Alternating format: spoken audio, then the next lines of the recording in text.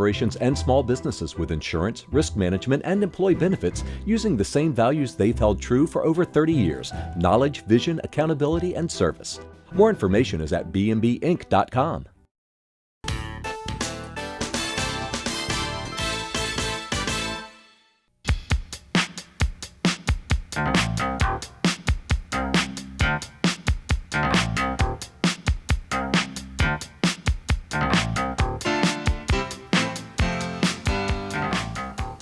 Hello, I'm Marcia Cavanaugh. Thanks so much for joining us. Well, in a week which started with the moon blocking out the sun, more light was shed on the internal problems of the Sewers and Water Board. We'll investigate. We'll also look at the plight of millennials, some of whom are in the dark about what their future in the city promises. There was a surprise in the coroner's election. We'll take a look, and we'll also examine what the flood crisis has done to the mayor's legacy and the reputation of public boards. All this, plus David Vitter, who is back in the news this week, are on the agenda for tonight's Informed Sources. Errol Laborde, producer of Informed Sources; Stephanie Grace, columnist, The New Orleans Advocate; Jeff Adelson, reporter, The New Orleans Advocate; and Kat Stromquist, reporter, Gambit Weekly. We go over to Errol first, and there's been a pretty significant change in the Orleans Parish coroner's race. Yeah, you know, it's not uncommon for incumbents to decide they don't want to run again, but usually they decide before they qualify and run again. In this case, he qualified, and actually a few weeks after the period when he could have gotten his name off the ballot, decided that he wasn't going to he wanted to campaign. Technically, I mean, he's still in the ballot, but it's really an unusual development. I couldn't think of a parallel exactly to it. One thing that came to mind was in 1977 when Lawrence Shahardy was assessor, very, very powerful assessor. And in the closing moments, in Jefferson Parish, in the closing moments of qualifying, he walked in with his son. His son qualified. The father walked out, and his son became elected. And the son went on to serve 34 years as assessor, and now is the head of the state tax commission. So, but anyway, but to have this kind of change is unusual. And what happened is that the one person who had filed to run against him is someone who's run several times, a very controversial figure in New Orleans, and that's Dr. Dwight McKenna. So it seems right now that likely that Dwight McKenna will be the next coroner without really having to put on a major campaign. One thing that could happen is that Rouses' name remains on the ballot, and if he still wins that election, because all he says is not campaigning, if he should still win that election, and then after the election resign, then you go through your mechanisms where the deputy becomes the acting coroner, and then you have an election which will probably steer it away from McKenna. But it's just a bizarre situation. You know, I was thinking there's actually another parallel to the assessor in Jefferson Parish Shahardy situation, and that's Rouse himself. So remember, he worked for Frank Minyard, the longtime coroner, and 4 years ago he qualified and Frank Minyard qualified. And then, you know, some people thought it was kind of a setup, and it was a little bit of a setup because then Minyard pulled out and then Rouse was the front runner. So, and there was still Dwight McKenna in there. And beat Dwight McKenna and one other candidate. So that's the more normal thing. This is, I agree, I've never seen anything like this. What's the reason? Why is he saying he's stepping down? Well, it's interesting. He said, you know, he's a psychiatrist. He really wants to focus on mental health. He put out kind of a strange statement that did not explain the timing at all. He said he reluctantly qualified in July, which makes you think, okay, he was thinking about this back then. Why didn't he do it? Because at that point, you could have, you know, people who were planning to support him could have found another candidate. And, you know, he didn't really give people the opportunity. And then the other strange thing I thought in his statement was he basically endorsed Dwight McKenna. He said, we're already talking about the transition. Congratulations on becoming the first African-American coroner and on your persistence, because he keeps running for this office and it looks like he'll finally get it. But he does remain on the ballot. He does remain on the ballot, he does. Yeah. So, I mean, clearly Rouse was trying to, I think, send a signal to his supporters not to do that. Not to, you know, vote for him in the hope of triggering a special election, I think. But in fact, people could. They could. They could take it upon themselves to do that. It's too late for his name to be taken off of the ballot. Exactly. And, you know, people who know him said he really disliked the politicking part of the job. I mean, he's very well regarded as a coroner. He's really modernized the office. He's brought homicide victims' families into the process more. He's opened up the process for investigating police-involved shootings or killings of people in custody. So, he has a good record to run on. He just, the part about going to debates and endorsements and things seemed to not be his thing. The cause for concern from McKenna is that it concerns some people is that he does have a prison record, that he was in prison for tax evasion. Yeah, for tax evasion. $200,000, yeah. That was several years ago, and maybe it's contrite now and all is forgiven, but it's still something that people question. But as you said, Dr. Rouse is acquainting Dr. McKenna with the coroner's office. He is. They have been talking, and they have set up what sounds like a transition, if you believe his statement. Interesting turn. Yeah. All right. Let's go to another very interesting topic that's had us all gripped for the past 3 weeks, and that is the turmoil of the Sewerage and Water Board. It looks like, of course, we had some firings, we had some resignations, we had retirement. Now we have a new emergency management team. Yeah, there are 6 officials that have been appointed to run various parts of the Sewerage and Water Board. About half of them are officials at other public agencies, places like the Southeast Louisiana Flood Protection Authority, Board of Regents, those sorts of the Water Institute. Well, and then private or nonprofit institutes like the Water Institute, Paul Rainwater, who's a very well-regarded former official for both Jindal and Blanco, and has worked a lot in disaster recovery, is going to be seems to be the person overseeing all of these officials. So it's actually, I think most people think, a pretty strong team that they're putting in there. I think there still is a lot of questions about what the underlying issues within the Sewerage and Water Board are, because we keep finding more and more problems there. Now, the executive director, Cedric Grant, he was set to retire at the end of hurricane season, but that was stepped up. Yeah. So he retired earlier this week when the new board was appointed, rather than staying on through through the end of hurricane season. Okay, and did you have something there? Well, I'd like to point out your newspaper coverage. One of the things that you all pointed out was they've had trouble over the years hiring new people. Yeah, that's correct. The Sewerage and Water Board has, for a number of years, been saying that they can't get the people on staff that they need, and there's been a lot of, conflict between the Sewerage and Water Board and the Civil Service Commission, which is responsible for overseeing a lot of the employment issues in the city, over where the problem is. But the bottom line in a lot of this is, as we saw on August 5th, staffing issues can create real problems on the ground. If you look at the logs, a lot of some of the problems in Lakeview, some of the problems elsewhere in the city may have been exacerbated by the fact that pump stations weren't fully manned at the time. People had to drive from one station to another to actually turn on the pumps. In Lakeview, it was 4 hours after the rain stopped that the pumps finally were turned on. And that may have been a combination of problems with both the staffing and with power issues or other issues that we still haven't gotten a full accounting of. Well, this emergency management team is certainly coming into, I guess we should say, a baptism of fire, because everybody's under real pressure right now because of the tropical system that's out there, right? And we are anticipating a lot of rain coming down. So, I mean, the basic question is the New Orleans drainage system up to snuff? Can it handle it? Well, I think that's the question on everyone's mind. The city, so a few things. Right now, I think the city and everyone working with these issues would stress that the system is in better shape right now than it was on August 5th. Maybe not much better shape, but we've got 92% of the pumps online. A number of pump repairs have been made since the August 5th flood. There's now backup generators that can provide power, although we're still getting some of the details on exactly how those are set up and what the full power capacity that the system needs is. And they've brought in contractors to help actually run the pumps and deal with some of those staffing issues. So we can say that we're by all accounts, we're in better shape right now than we were a few weeks ago.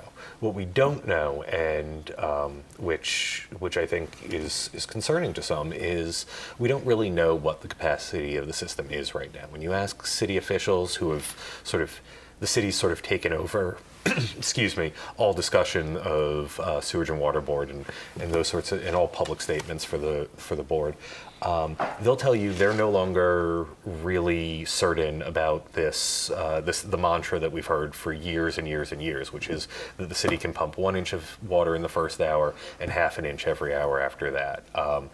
You ask them now, they say, we don't know. We don't know what the capacity is now. We don't know what the capacity was before. We're going to find that out. They're trying to get a third-party company in to review the whole system and see, what those numbers should be. But the mayor said directly yesterday he could not say what the capacity of the system was at that moment. And I think that's worth, considering as That's Harvey sobering. is. That's definitely worth considering, and that definitely is a concern. But they're saying, don't panic.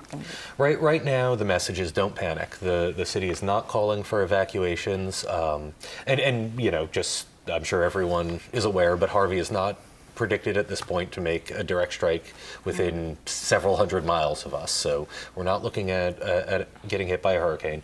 What could cause some potential problems is they're predicting rain of between 5 and 10 inches over several days, about 4 days, starting on Sunday. That's how much rain we had in a few hours on August 5th. Right, and the problem is none of the predictions can really say how quickly that rain will fall. It's over the course of 4 days, there'll be that much rain.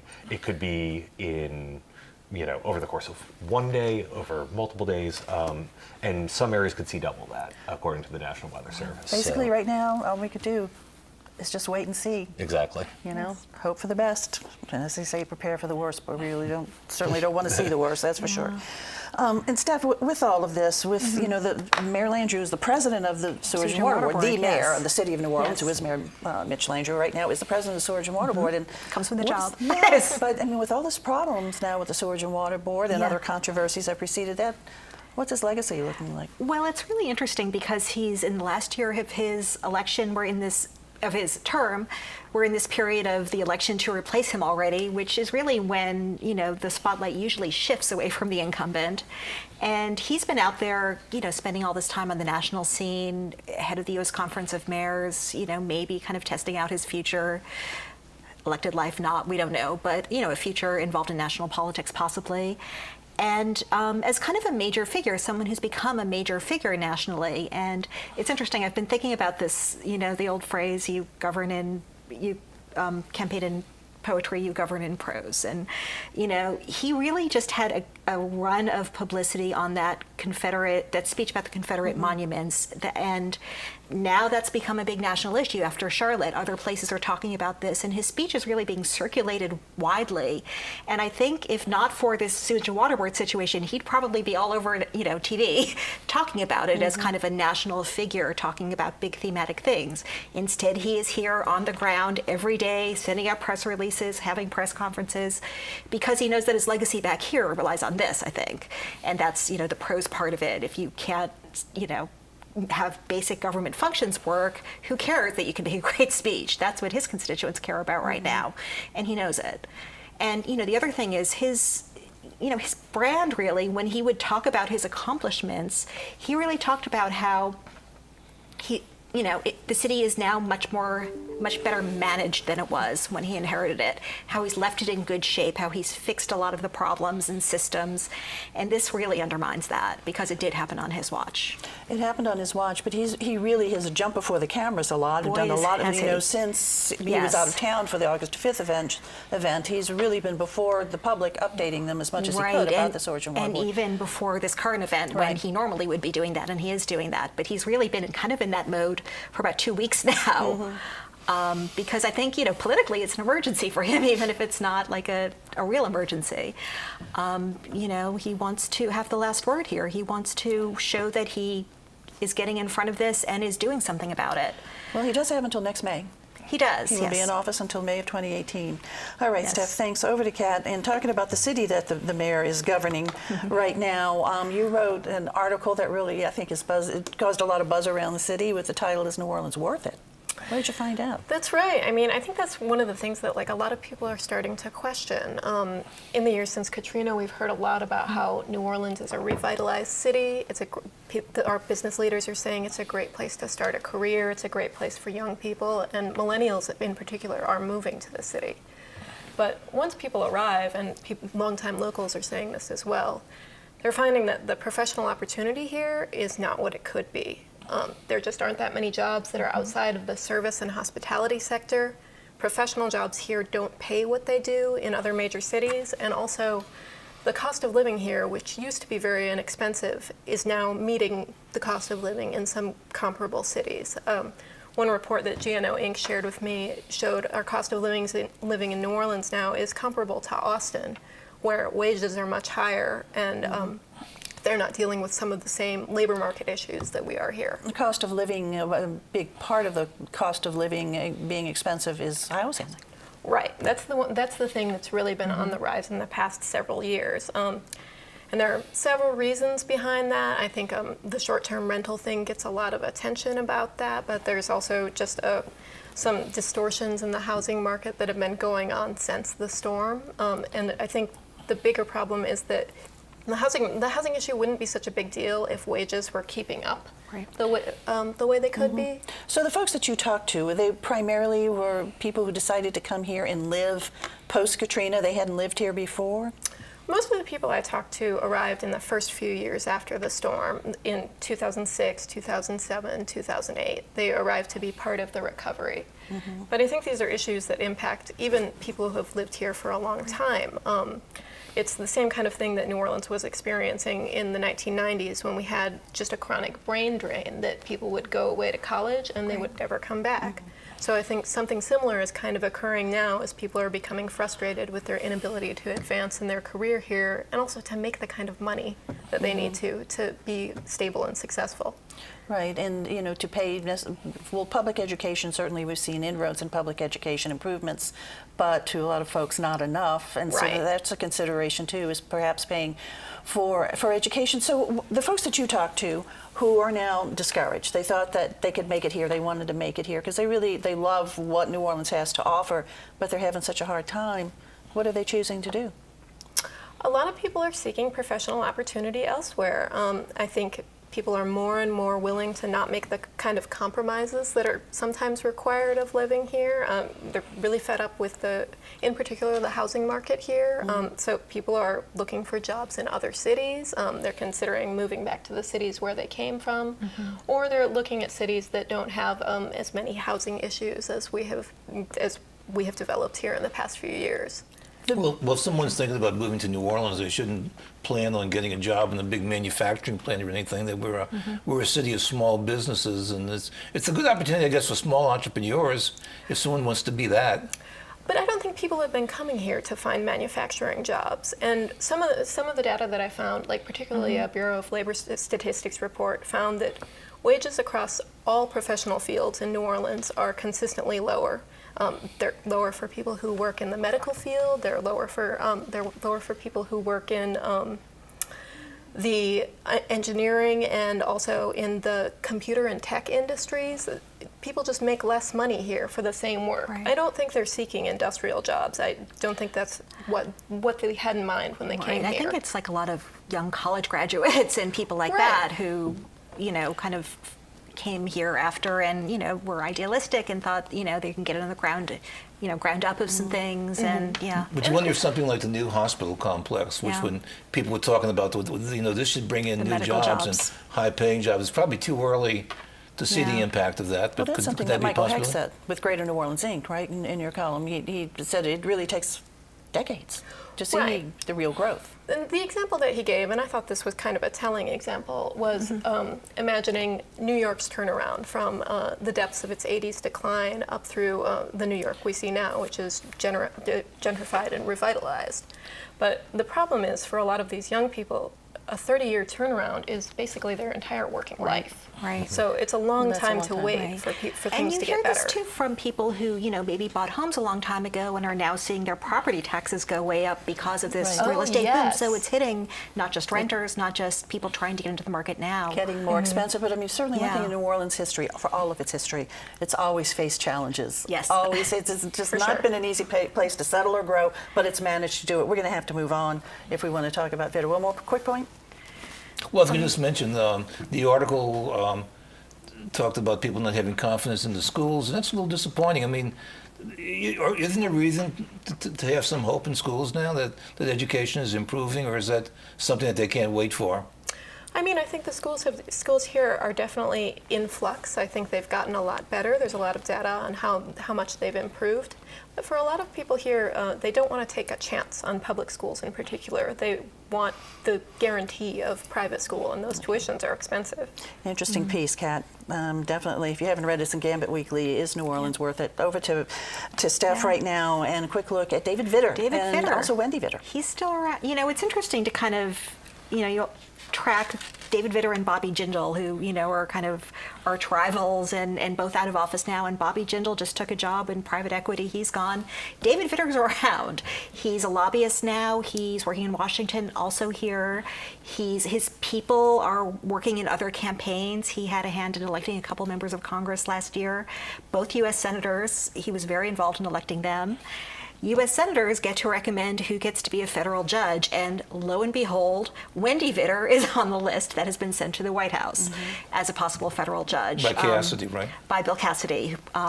There are two open judgeships. This is one of them. Her name has been sent along with two other people, Tom Flanagan, a lawyer, and Jay Wilkinson, a longtime magistrate, federal magistrate. And, we should say Wendy Vitter's a lawyer, a very, very competent person, a former chief of trials for Harry Connick back in the day. She's now the lawyer for the Archdiocese. But these are political jobs, that's U.S. attorney, federal judge. They, go through the political system. When there are U.S. senators of the same party as the president, they tend to basically have a lot of say because the White House doesn't know what's going on in every state, so they turn to the senators. John Kennedy's actually on the Judiciary Committee. So Cassidy and Kennedy seem to have kind of divvied up the spoils a little bit in the state now. We don't have a U.S. attorney nominee yet, but the judgeships are starting to fall in line. So what kind of timeline would it be before this decision is made? I mean, things are just however, so this stymied White in House doesn't Washington. move very quickly, I will say. So we don't know. But it's, a lot of people are watching it because, again, she's highly qualified as the other people are, but it's also, her husband helped get these guys elected and they're recommending her. That is not unusual in this system. But it's a lifetime appointment, so it's a big deal here. And it means a Vitter would be in the public eye for a very long time, even if it's not David. And so it means that also that David Vitter may be out of office, but he's not out of play necessarily. Definitely not. I would never count him out of play. Okay. All right, Yes. Steph, thanks. Over to Errol. We've been talking about the Sewerage and Water Board. Well, that's not the only board, a public board that there is. There are a lot of them.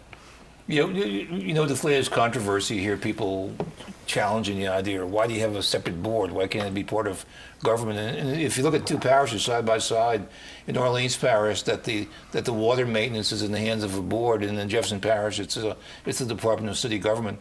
And the idea of having boards, most of them trace back like to the 1890s, to the turn of the century, and that was during the machine era. And having independent boards was seen as being a good idea. It was seen as being like a really good government type move because it kind of negated, or at least weakened somehow, the power of City Hall, especially if you had machine control in there. And so it's a way of getting citizens, upright citizens involved in boards, and in some ways it's worked. I mean, there have been times when the Sewage and Water Board had a sterling reputation, something being very advanced, imagine draining a city below sea level and providing water for it. And so at many times it's been people's good example, but you also look like at the parks, City Park and Audubon Park, and just a lot of different boards all over town.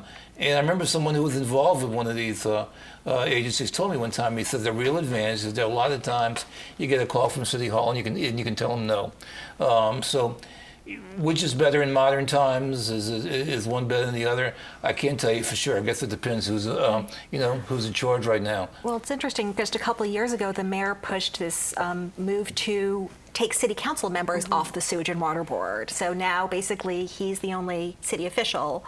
And Cedric, and we should say he had two kind of designees on the board, Cedric Grant, who was also one of his deputy mayors, and Jeff Hebert, who's his CAO, who was his, kind of went to the meetings, but he didn't, which was most of the time. But, there's some pushback now because a lot of city council members are saying, hey, we could have been asking questions, we could have known about this. J.P. Morrell, who authored the state senator who authored the bill to take the council members off, is now saying, maybe we're going to have a bill to put one of them back on. And I think that's been the pattern. Yeah. Go ahead. Well, and I think the interesting question, and I don't know that anybody knows the answer to this, is would having a council member on the board actually have helped? Would they have actually recognized what the problems were early enough? And is that the better way to go? Is moving it into City Hall, as you were suggesting? There's a conversation talk about increasing that now. about that. Yeah, I mean, it seems there's going to be some push to do something. Right.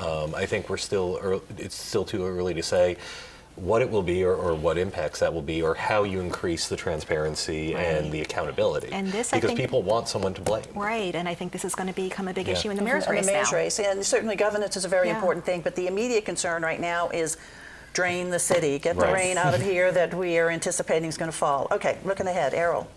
Well, some people who are really watching what's happening are the rice farmers in southwest Louisiana. There's been a good rice crop this year, and this is the time of the year of the rice harvest.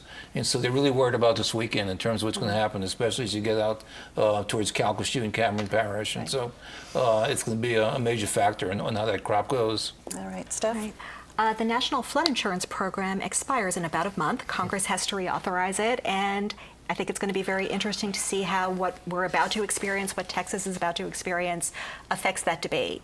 It's interesting, one of the key skeptics of the program is from Texas, a guy named Jeb Henserling, who's the Banking Committee Chairman, so keep an eye on him. Yeah, it could definitely influence his decision ultimately. Jeff? I'm going to stick with Harvey. We're going to know a lot more in the next couple days, and so people should be watching the forecasts and paying attention to what they say. All right. Okay. Piece of entertainment news and thematically appropriate. New Orleans Musicians Clinic is having their annual Tropical Blood Drive on Sunday. It's a blood drive and party at Tipitina's. A bunch of bands are playing. Also, some of the marching groups are performing, and it's got a Hawaiian theme. So make sure you go out, donate blood, and dress up for that. We may need that Hawaiian theme. Just kind of hold on to that. I Right. mean, the rains really aren't supposed to start, I don't think, in earnest until like later on Sunday. get they're out there saying when you right can. now, Yes. go experience Hawaii on Sunday. All right. Thanks a lot, you guys, for being here. Thank you all for Thanks. joining us, and we will see you again next week for Informed Sources. Have a good evening.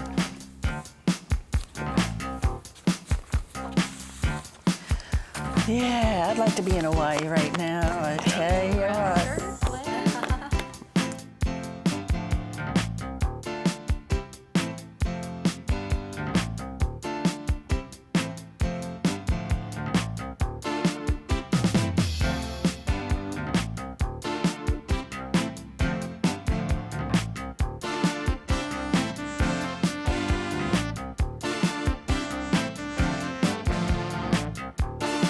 The firm of Bowen, McLeod and Britt helps both large corporations and small businesses with insurance, risk management, and employee benefits using the same values they've held true for over 30 years: knowledge, vision, accountability, and service.